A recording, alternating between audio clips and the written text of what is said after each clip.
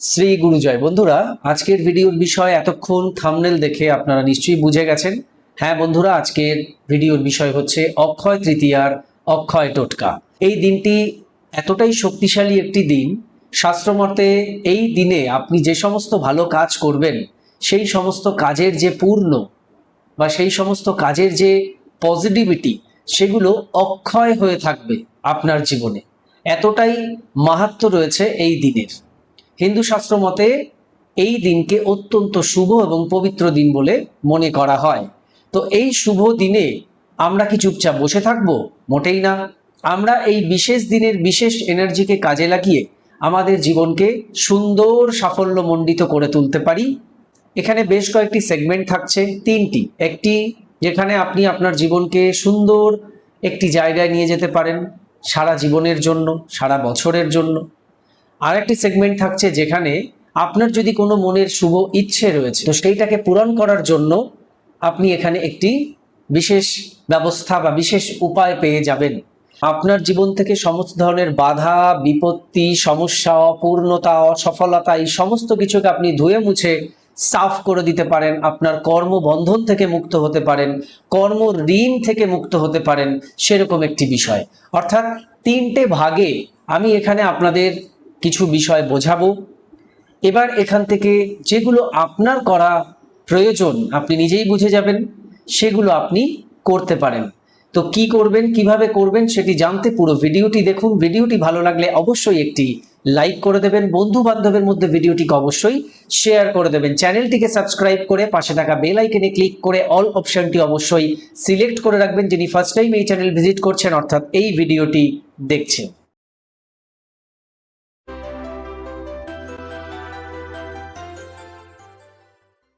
নমস্কার দর্শক বন্ধুরা, আপনাদের সকলকে আরো একবার রেইকি বার্তায় স্বাগত জানাচ্ছি। আমি আপনাদের বন্ধু শ্রী মিঠুন রয়, রেইকি গ্র্যান্ড মাস্টার। আপনারা নিশ্চয়ই ভালো আছেন, আমিও খুব ভালো আছি। বন্ধুরা, ভিডিও শুরুতেই আপনাদের সকলকে শুভ অক্ষয় তৃতীয়ার অনেক অনেক শুভেচ্ছা, অভিনন্দন, ভালোবাসা, শ্রদ্ধা, প্রণাম জানাই। আজকের ভিডিওর বিষয় কি অলরেডি আমি বলেছি, আমি সরাসরি ভিডিওতে চলে যাচ্ছি। প্রথমে বলবো অক্ষয় তৃতীয়ার তিথির টাইমিং। আজকে আমি যে টাইমিংটি বলছি এটা একটি ডিজিটাল ক্যালেন্ডার থেকে আমি দেখে বলছি। আপনার বাড়িতে যদি পঞ্জিকা রয়েছে তাহলে আপনি সেই পঞ্জিকা মতেও এই টাইমিংটা দেখে নিতে পারেন। রবিবার 19শে এপ্রিল 1টা 14 পর থেকে অক্ষয় তৃতীয়া শুরু হচ্ছে এবং সোমবার অর্থাৎ 20শে এপ্রিল 20 তারিখ 10টা 53 অবধি সকাল অক্ষয় তৃতীয়া রয়েছে। অর্থাৎ সোমবার 20শে এপ্রিল সকাল 10টা 53 রাউন্ডে আপনি 11টা সকাল 11টা পর্যন্ত ধরতে পারেন। এই টাইম পর্যন্তই কিন্তু শুভ অক্ষয় তৃতীয়ার আপনি যে কাজগুলি করবেন সেগুলি করে ফেলবেন। এবার আসুন এই দিনের যে তিনটে সেগমেন্টের কথা বলেছিলাম, প্রথম যেটা সেটা আগে বলে নিই। এই তিথিতে যে কার্য করবেন তা অক্ষয় হয়ে থাকবে শাস্ত্র অনুযায়ী। যে কার্য করবেন অর্থাৎ শুভ কার্য অবশ্যই। এই তিথিতে নিরামিষ আহার গ্রহণ করতে পারলে খুব ভালো। অর্থাৎ এই দিনটি নিরামিষ আহার যদি গ্রহণ করতে পারেন তো অত্যন্ত ভালো। এই তিথিতে দিন শুরু করবেন সূর্য প্রণাম দিয়ে। অর্থাৎ সকালবেলা ঘুম থেকে উঠে আপনি সূর্য প্রণাম করতে পারেন, স্নান সেরেও করতে পারেন, যে যেভাবে করতে চান করতে পারেন। সূর্য প্রণামের বিষয় নিশ্চয়ই জানেন। পূর্ব দিকে মুখ করে, কিছু দরকার নেই পূর্ব দিকে মুখ করে দাঁড়িয়ে আপনি প্রণাম করুন। মন্ত্র জানুন না জানুন কোনো অসুবিধা নেই, আপনি সূর্যদেবকেই প্রণাম করছেন এই মনের ভাবটা থাকলেই সেই প্রণাম তার চরণে চলে যাবে। কেমন? এরপরে হচ্ছে এই তিথিতে নিজের আরাধ্য ভগবান সদ্গুরুর পূজা করলে খুব ভালো। অর্থাৎ আপনার যিনি আরাধ্য ভগবান, যাকে আপনি মানেন, তার স্মরণ করুন। তাকে মনে মনে পূজা করতেও পারেন, আবার বিভিন্ন ফুল, চন্দন, বেলপাতা বা তার যে উপাচার পূজার, সবার একই রকম উপাচার হয় না, এক দেবদেবীর একই রকম উপাচার থাকে। তো সেই উপাচার দিয়েও আপনি করতে পারেন, উপাচার বিহীনভাবে শুধু মনে মনেও তাকে স্মরণ করতে পারেন। সেটি হচ্ছে সবচাইতে প্রধান পূজা, যা আপনি চোখ বন্ধ করে আপনার মনের মধ্যে করছেন। আপনি মনের মধ্যে কল্পনায় ভগবানকে চন্দন মাখান, ফুল দিন, প্রণাম করুন, তার সঙ্গে কথা বলুন, সব করতে পারেন। এটি হচ্ছে বলে না হার্ট টু হার্ট কানেকশন, ওই কানেকশনটা সবার আগে হয়। আর উপাচার দিয়ে যা যা করবেন তার মধ্যে অহংকারও তৈরি হয় কখনো কখনো, যাই হোক সেটা আমি এখন যাচ্ছি না।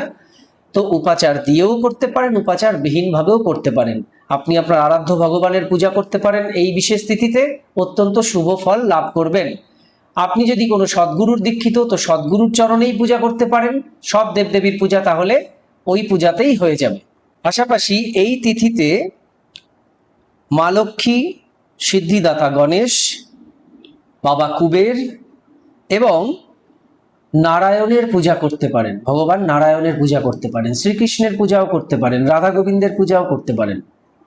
যেহেতু অক্ষয় তৃতীয়ার সঙ্গে দেখবেন লক্ষ্মী গণেশের একটি কানেকশন রয়েছে, যেটা পয়লা বৈশাখেও ছিল। আমরা শুভ কাজ লক্ষ্মী গণেশের পূজা দিয়েই করি। বিভিন্ন দোকানে পুজো হয়, হালখাতা হয়, এই অক্ষয় তৃতীয়াতেও হবে। তো সেগুলো যাদের বাড়িতে হচ্ছে তারা তো করছেনই, আর যাদের বাড়িতে হচ্ছে না তারা এর ভেতর থেকে কোনো পূজা চাইলে করতে পারেন। সেই পূজা উপাচারহীনও হতে পারে, উপাচার যুক্তও হতে পারে, মন থেকেও করতে পারেন। আর এখানে আমি কয়েকটি মন্ত্র বলবো, 4টি মন্ত্র বলবো, সিদ্ধিদাতা গণেশ, মা লক্ষ্মী, ভগবান নারায়ণ এবং বাবা কুবেরের। এই 4টি মন্ত্র আমি আপনাদের বলবো জপ করতে মিনিমাম 108 বার করে, এবং সামনে একটি গ্লাসে বা একটি ঘটিতে জল রেখে বসবেন। প্রত্যেকটি মন্ত্র পরপর জপ করবেন, তারপর সেই জলকে আপনি পান করবেন। বাড়ির প্রত্যেককে পান করিয়ে দিতে পারেন, বাড়িতে ছিটিয়ে দিতে পারেন। কি হবে তাহলে? সারা বছরটি আপনারা সুন্দরভাবে, সুখীভাবে নিজের পরিবারকে নিয়ে এগিয়ে যেতে পারবেন। অর্থাৎ আপনার বাড়িতে সুখ, শান্তি, সমৃদ্ধি সমস্ত কিছু বিরাজ করবেন ভগবানের আশীর্বাদে। মন্ত্রগুলো কি বলে দিই। প্রথম মা লক্ষ্মীর মন্ত্র হচ্ছে শ্রীং, আপনারা স্ক্রিনে দেখতে পাচ্ছেন।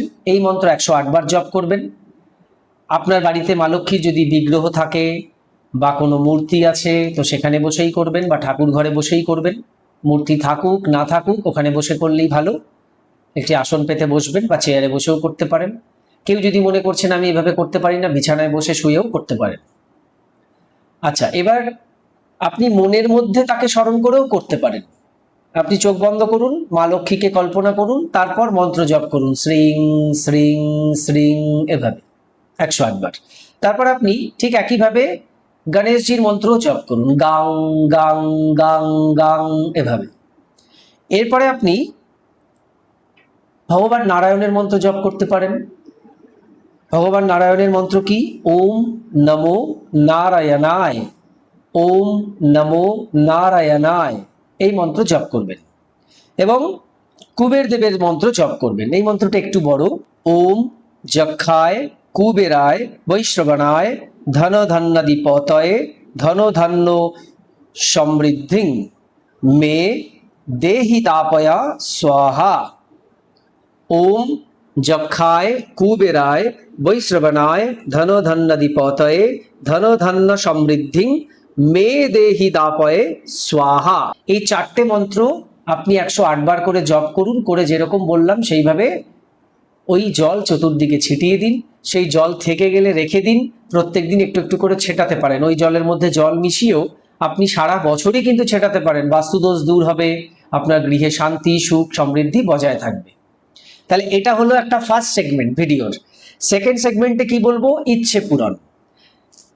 এই ভাগে ইচ্ছে পূরণ।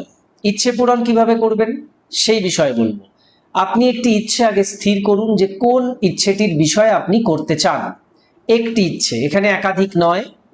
চাকরি হলে চাকরি, ব্যবসা হলে ব্যবসা, বিয়ে হলে বিয়ে, সন্তানাদি আসছে না হলে সেই বিষয়টা সেইভাবে, আর্থিক কোনো বিষয় হলে সেটা, যেটা করতে চাইছেন, সুস্থতা হলে সেটা, সম্পর্কের কোনো বিষয় থাকলে অর্থাৎ স্বামী স্ত্রীর বা এমনি কোনো মানুষের সম্পর্ক, যে কোনো ইচ্ছে, একটা শুভ ইচ্ছা আগে ভেবে নিন এবং সেই ইচ্ছেটা আগে ভেবে নিন যে পূর্ণ হয়ে গেছে, বা বিশ্বাস করুন যে হ্যাঁ আমার এই ইচ্ছেটি পূর্ণ হয়ে গেছে। তারপর আপনি ক্লিং মন্ত্র 1008 বার জপ করবেন, কম করে 1008 বার গুনে গুনে করুন।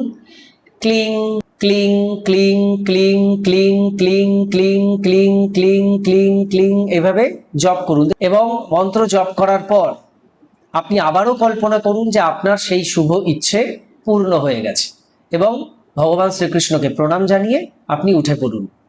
এই হচ্ছে ইচ্ছে পূরণের টোটকা বা টেকনিক, যেটা আপনি দিনের মধ্যে যদি মনে করেন রিপিট করবেন সেটাও করতে পারেন। ধরুন সকালে ওই তিথির মধ্যে একবার করে নিলেন বা দুবার করলেন ওই তিথি থাকাকালীন, তারপর ধরুন তিথি চলে গেছে তাও আপনি সেই দিনে আরো একবার দুবার করতে পারেন, যেহেতু দিনটাকে আমরা অক্ষয় তৃতীয়ার দিন হিসেবে মনে করছি সেই জন্য। এবার এই ভিডিও তৃতীয় ভাগে চলে যাই, থার্ড সেগমেন্ট যেটা, সেখানে আছে কি দান, ডোনেট। এই তিথিতে আপনি যদি দান করেন তা সর্বোত্তম।